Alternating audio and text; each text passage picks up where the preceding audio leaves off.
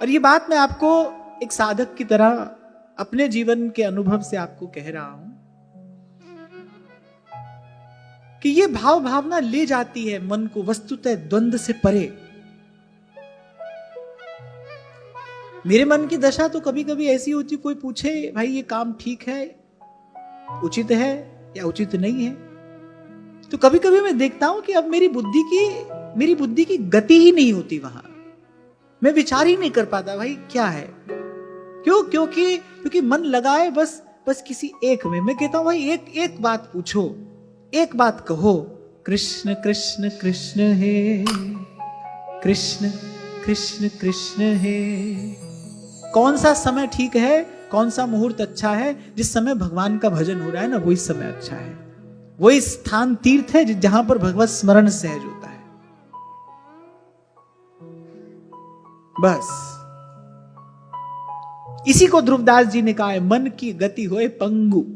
मन कहीं और जाए नहीं, जाने योग्य रहे ही नहीं, कहीं मन की गति ना हो। इसी को भगवत रसिक देव कह रहे हैं, परमारथ व्यवहार बनो कि ना बनो, अंजन है मम नयन सदा भगवत सनो।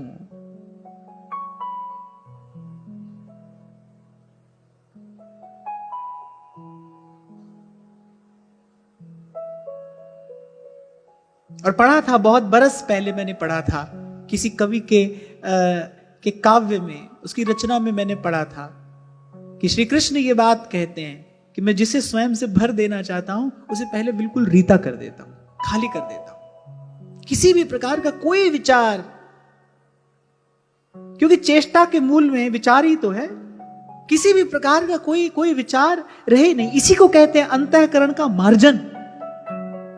ये जो हस्तिनापुर की विद्वान स्त्रियां कह रही हैं ना, इसका अर्थ यही है, अंतःकरण का मार्जन हो जाना, किसी भी प्रकार का कोई विचार रहे नहीं, न शुभ न अशुभ।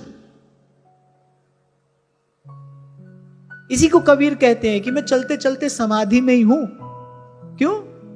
कि इस तरीके का कोई विचार नहीं है मन में, निर्गुण सरगुण ते परे तहां हमारा ध्यान।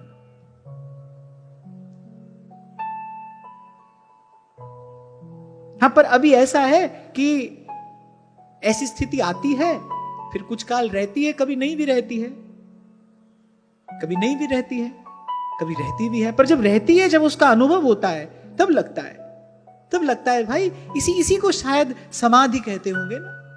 न कोई विचार, न कोई भाव, जैसे हृदय आकाश बिल्कुल खाली हो जाए, जैसे कभी कभी आकाश बिल्कुल निर्मल होता है ना, कोई बादल नहीं, कुछ नहीं, निर्मल आकाश। ऐसे कभी कभी हृदय आकाश निर्मल हो जाता है, किसी भी प्रकार का कोई शब्द नहीं, कोई विचार नहीं, कुछ भी नहीं, केवल कृष्ण कृष्ण कृष्ण हे, कृष्ण कृष्ण कृष्ण हे, कृष्ण हे कृष्ण हे, कृष्ण हे कृष्ण हे। तो उन्होंने कहा भाई उन्हीं का जीवन धन्य है जिनको इनका दर्शन प्राप्त हुआ है, जिनकी ओर इन्होंने कभी कृपा भरी दृष्टि से एक बार देख लिया है, जिनको श्री कृष्ण की चितवन, श्री कृष्ण की मुस्कान का प्रसाद प्राप्त हुआ है। भाई उन्हीं का इस धराधाम पर जीवन धारण करना सफल है।